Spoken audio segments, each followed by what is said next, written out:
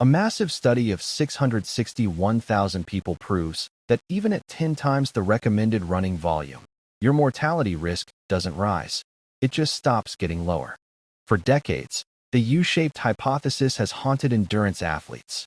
It suggests that while some running reduces mortality risk, pushing beyond a certain volume turns exercise into a toxin for the heart. This theory claims extreme endurance mimics the pathology of being sedentary. However, modern large-scale data sets have effectively dismantled this fear, replacing the U-curve with an L-curve. The most robust rebuttal comes from Aram et al., published in JAMA Internal Medicine. They analyzed a massive cohort of 661,000 individuals to map the true dose-response relationship between physical activity and mortality.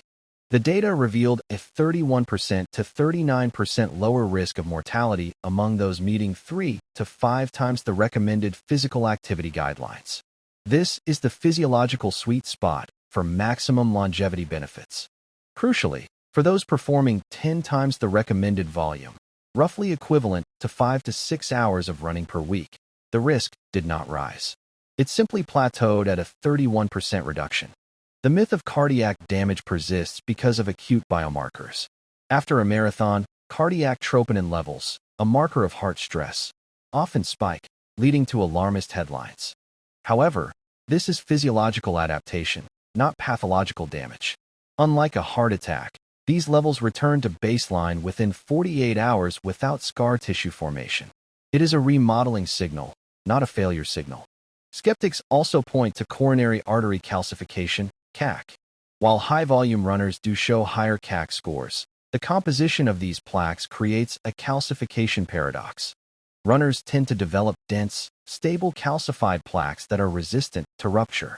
In contrast, sedentary individuals develop soft, lipid-rich plaques that are highly unstable and prone to causing heart attacks.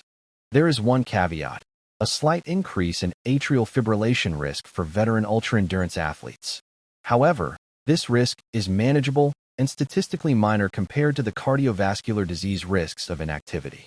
So, while the mortality benefit effectively caps out around 30 to 40 miles per week, adding more volume does not reverse your health gains. It simply shifts the focus from health to performance. The verdict is clear. Unless you are an elite ultramarathoner with specific genetic vulnerabilities, you are likely far below the threshold of cardiac overuse. Don't let bad science limit your training. Volume isn't the enemy, inactivity is. Keep running.